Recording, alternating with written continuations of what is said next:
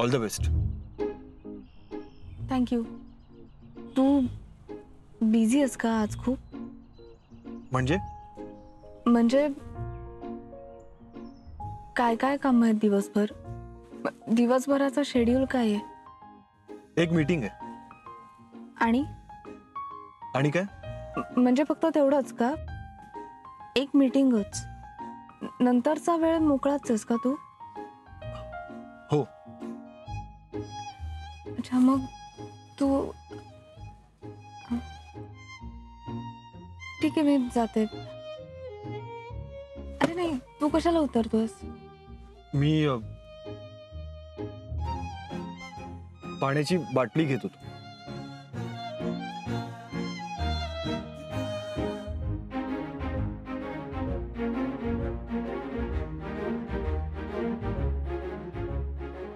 Bye.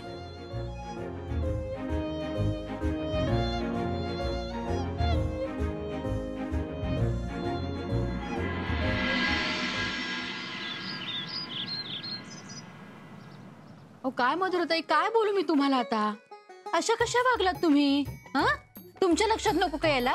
ती मुलगी एक बिंडोक आहे, तिला कळत नाही कुठल्या गोष्टीला महत्व द्यायचं, पण तुम्हाला कळायला नको का? तुम्ही थांबवून ठेवायचं नाही तिला. असं कसं जाऊ दिलं तुम्ही तिला? म्हणजे हे काही बरोबर केलेलं नाहीये तुम्ही. आणि पूजेचं लक्षात आहे ना तुमच्या? अगं बाई, विसरला ती काय? म्हणजे कुंबुंनी तुम्हाला नीट सांगितलेलं नाहीये का? अहो, गुरुजींनी पूजा करायला सांगितलं ते फक्त कलहासाठी नाही सांगितलेलं. मुलांच्या जीवांचा प्रश्न आहे ना.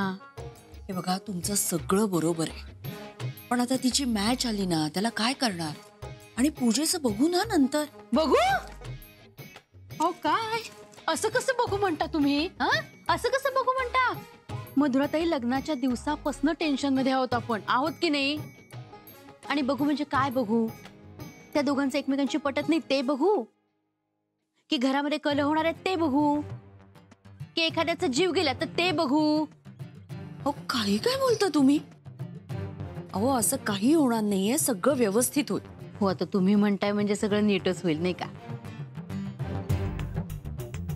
पण वेळ काही सांगून येते का? एकटीच गेले का? आता एकटी कशाला जाईल? क्लबची माणसं आहेत बरोबर.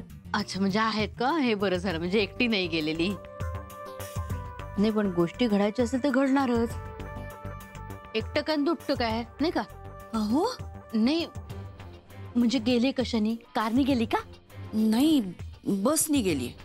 आता बसने कशाला गेली? दरीबिरीत कोसळली म्हणजे बस? अहो, काय बोलताय? बरं, आता ती गेलं तर जाऊ दे, निदान एक काम तरी करा. कार्तिकला घराच्या बाहेर पडू देऊ नका. त्याला म्हणून जी काही महत्वाची कामं असतील ना ती बाबा नंतर कर. जीवापेक्षा काही महत्वाचं नसतं. हो अहो, नाही नसतं. हा,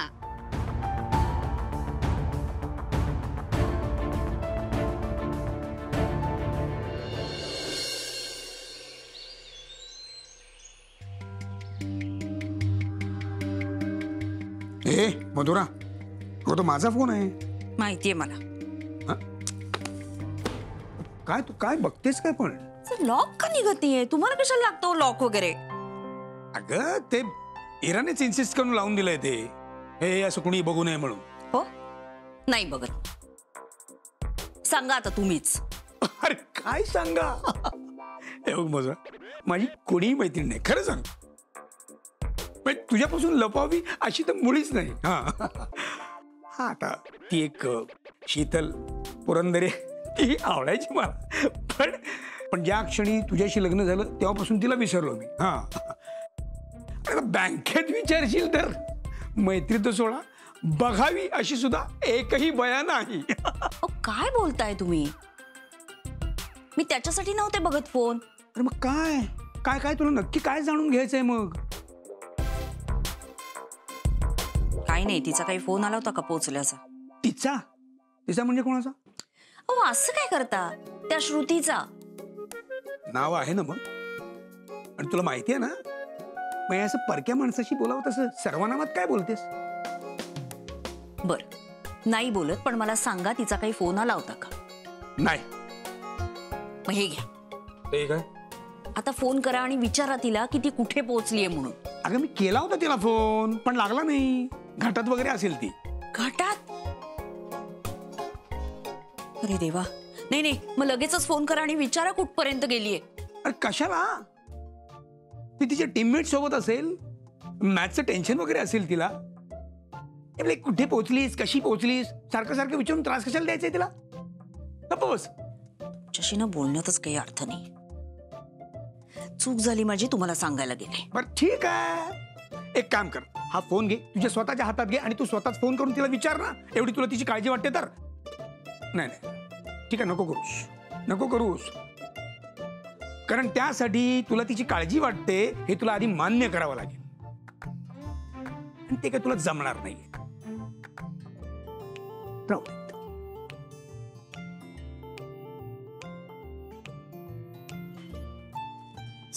घोर लावतात जीवाला ही पोरं. कार्तिक, त्यांचा परत फोन आला होता. कोणाचा? अरे असं काय करतोयस? त्या गंधर्व महोत्सवाच्या ऑर्गनायझरचा. का आता? आपण ऑलरेडी नकार कळवलाय ना त्यांना. हा म्हणजे तू मला तुझा नकार सांगितला होतास, पण मी त्यांना काहीच कळवलं नव्हतं. का? हा म्हणजे अरे कार्तिक, गरज आपल्याला जास्त आहे. आणि खरं सांगायचं तर मला अजूनही असं वाटतं की तू नकार द्यायला नकोय. हे बघ उत्तर, आपण जर या विषयावर आणखीन बोललो ना तर आपल्यात वाद होईल. तू ऐकणार असशील तर मी वाद घालायला सुद्धा तयार आहे. पण मला नाहीये. कार्तिक एवढी मोठी रिस्क नको घेऊस. नाव खराब होईल अशानं तुझं. कार्तिक. आलोच. कार्तिक तुझं.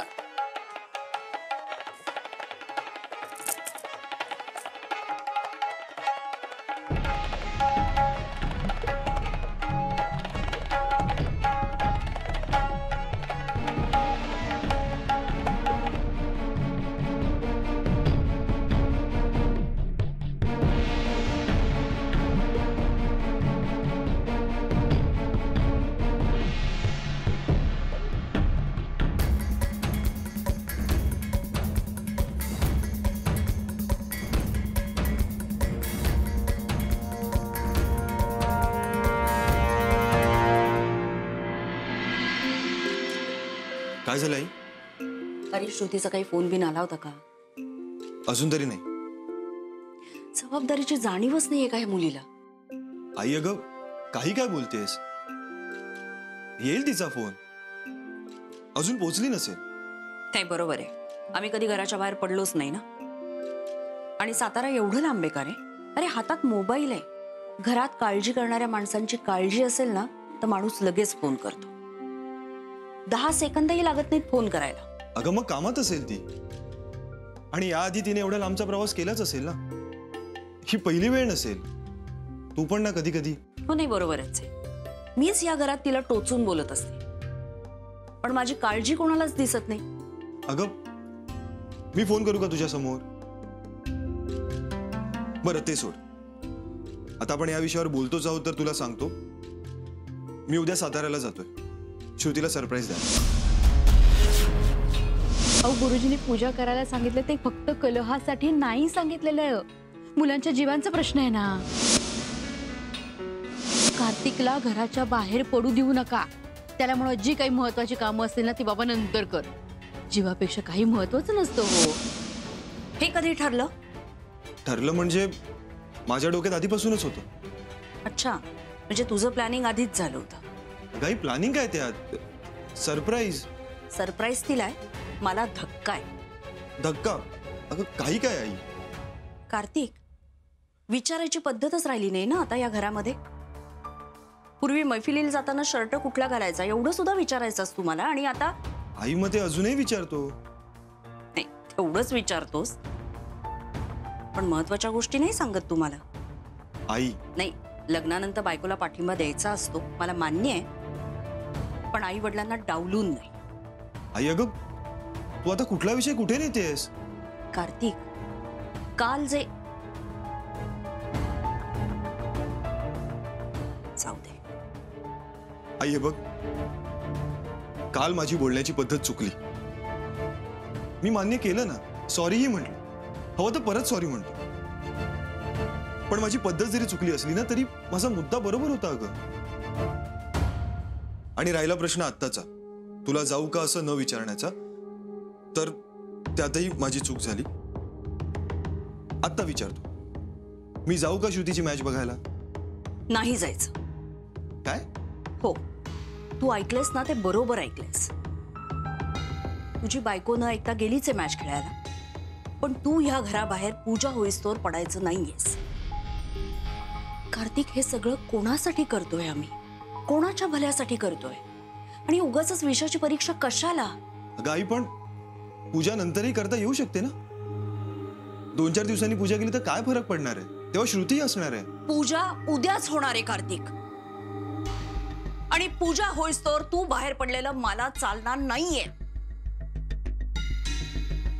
आणि मागची मॅच बघायला गेलाच होतास ना? हो मग आता ह्या मॅचला नाही गेलास तर काय जगबुडी होणार आहे? आई, पण कार्तिक, तुला आईच्या शब्दाची थोडी जरी किंमत असेल ना, तरी पूजा होईस्तोवर तू या घरातनं बाहेर पडणार नाहीयेस. अगं,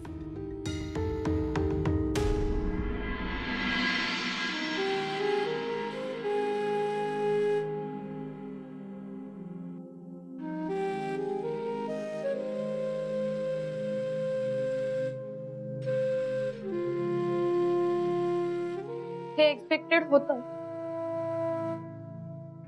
काय? तू रेस्टलेस असशील हे. नाही ग, मी नाहीये रेस्टलेस. हो बरोबर, तू आनंदाने उड्या मारतेस आणि एकदम रिलॅक्स आहे. मलाच असं वाटतंय की तू रेस्टलेस आहे. काय झालंय श्रुती? अगं ते जरा मॅचवर टेन्शन आहे ना, त्यामुळे. हे एक्सपेक्टेडच होतं.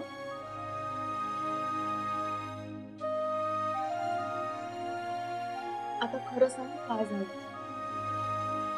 मी खरंच सांगतेय, तुला ते खरं वाटत नाही. असं नाहीये. तुला मॅथचं टेन्शन असणारच, पण तुझ्या चेहऱ्यावर जे काही आहे ना, ते फक्त मॅथचं टेन्शन नाहीये. कशावरून? कारण तू शांत नाहीयेस. तुला जितकं टेन्शन असतं आणि मॅथचं टेन्शन असतं ना, तेवढी तू शांत असते. कार्तिकला फोन करतेस का? बोलणं झालं नाहीये का तुमचं? तो उद्या येणार आहे ना मॅचला? आला काय? 1 मिनिट, मनात काहीच बोलू नको. मला कळेल, ऐकू येईल असं बोल. अगं, त्याची ऍक्च्युली एक मीटिंग आहे, तो त्याला नाही जमणार यायला. मीटिंग आहे? हा, बर. मग ठेव ना बाजूला फोन, बाजूला ठेवून दे. विचार करून असतंच तर काय होतेस? हा, ते मी असू दे. तू ना मला आता काही सांगू नको. हे बघ श्रुती, तुझ्या पर्सनल आयुष्यात काय चाललंय ना, हे मला अजिबात माहित नाही. आणि मीही तुला काही सारखं विचारायला येणार नाही. पण तुला जेव्हा सांगावंसं वाटेल तरच आणि तेव्हाच आपण बोलू. मला आता फक्त तुला एवढंच सांगायचं की हे जे काही चाललंय ना, हे बरं नाही. It's not good. काय काय चाललंय माझं? हेच तुझं वागणं, हे जे काही वागतेस ना. आधी म्हणालीस मला गेम खेळायचा नाही, आणि आता ही अशी वागते. श्रुती, तू माझ्यापेक्षाही चांगली प्लेअर आहेस. गेमच्या आड कोणताही इमोशन्स येऊ देत नाहीस तू फोकस असते नेहमी. हे बघ, मला ना आता ह्याच गोष्टीची भीती वाटायला लागली. जे आजपर्यंत झालं नाहीये ते चुकून व्हायला नको. म्हणजे श्रुती, तुझी ही लग्नानंतरची पहिली मॅच आहे. सरांचं स्टेटमेंट आठवतंय ना? लग्नानंतर फोकस हलतो. तू जर चांगलं परफॉर्म केलं नाहीस ना, तर सरांचं म्हणणं खरं ठरेल. श्रुती प्लीज, तू गेमच्या आड कोणताही इमोशन्स येऊ दे. तू तुझा गेम खेळ, तुझा श्रुतीचा ओरिजिनल गेम. काकू, मला तुमची काळजी कळतेय, तुमचा रागही कळतोय मला, पण कार्तिकला सध्या काय झालंय तेच कळत नाहीये मला. तिला एक कळत नाही, पण ह्याला तरी कळायला हवं ना. बरं, आणि एक वेळ आपण हे मान्य करू की ह्या सगळ्या गोष्टींवर त्याचा विश्वास नसेलही, पण श्रुतीची मॅच बघायला जाण्यासाठी तो एवढा मोठा मानाचा कार्यक्रम सोडतोय. नाही काकू, मला पटतच नाहीये. कसला कार्यक्रम? म्हणजे तुम्हाला त्याने काहीच सांगितलं नाहीये का? अहो,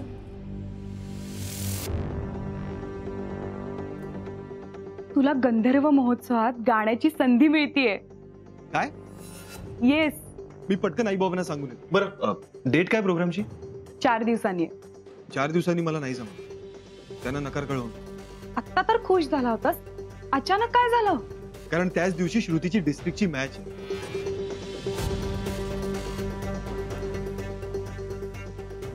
आणि श्रुतीच्या मॅचेस काय होतच राहतील ना?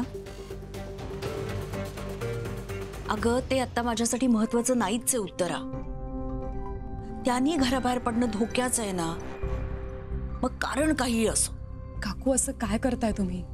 अहो, कार्तिकच्या करिअरसाठी ही खूप मोठी संधी आहे. तुम्हाला माहितीये, त्याच्या वयाच्या इतर कोणालाही या महोत्सवात गाण्याचा मान आजपर्यंत मिळालेला नाहीये.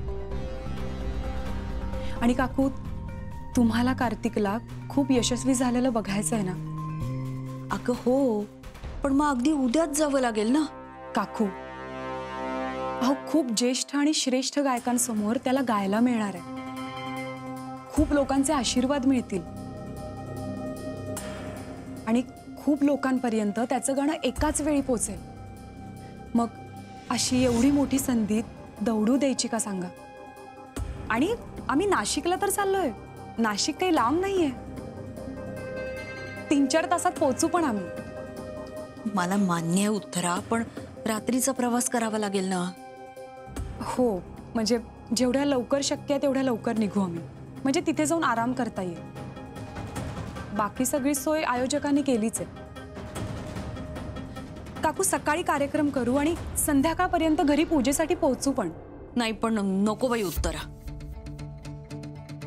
काकू, पुन्हा पुन्हा अशी संधी नाही येणार. अगं, मला मान्य आहे ग बाई, पण तुझी मामीच म्हणाली ना. पण मी असेन ना त्याच्याबरोबर. तुमचा माझ्यावर विश्वास आहे ना? घेशीलच ग त्याची काळजी. पण काकू, मी वचन देते तुम्हाला, मी कार्तिकला एकटं नाही सोडणार. आणि कार्तिक खूप सेफ ड्रायव्हिंग करतो काकू. नीट पोहोचू आम्ही. अगं हो उत्तरा, पण प्लीज काकू, कार्तिकला या कार्यक्रमाला जायला तुम्ही तयार करा ना.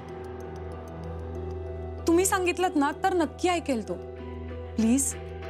बरं बाई, ठीक आहे. पण उत्तरा, माझं नक्की ऐकायचं. हे बघ, त्याला झोप येते असं वाटलं ना, गाडी सरळ बाजूला घ्यायची, दोघांनी मिळून चहा प्यायचा आणि मग पुढे जायचं. आणि मी तर म्हणते ना, प्रवास संपेस्तोवर ना त्याच्याशी गप्पा मारत राहा, म्हणजे त्यालाही झोप येणार नाही आणि तुलाही झोप येणार नाही. मान्य आहे? काकू, मी वचन देते तुम्हाला, त्याची साथ कधीही सोडणार नाही. सतत त्याच्या बरोबर असेल.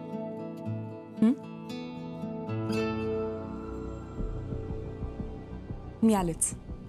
हो.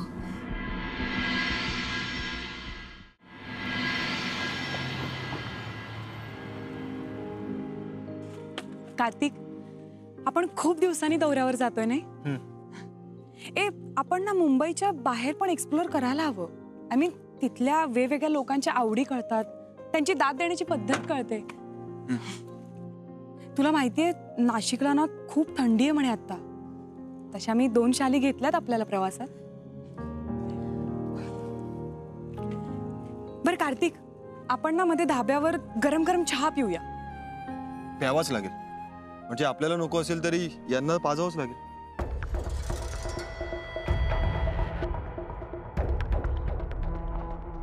हे कोण आहेत? गंधारच्या ओळखीने एक ड्रायव्हर मिळाला.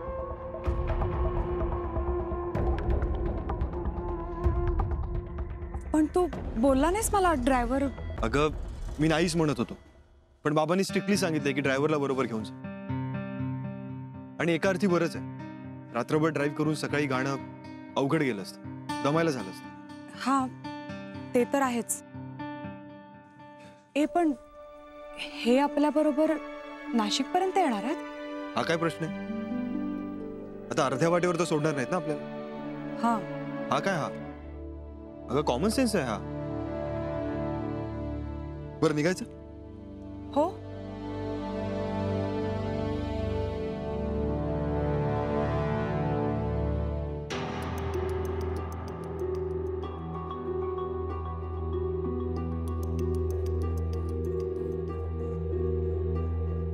चला.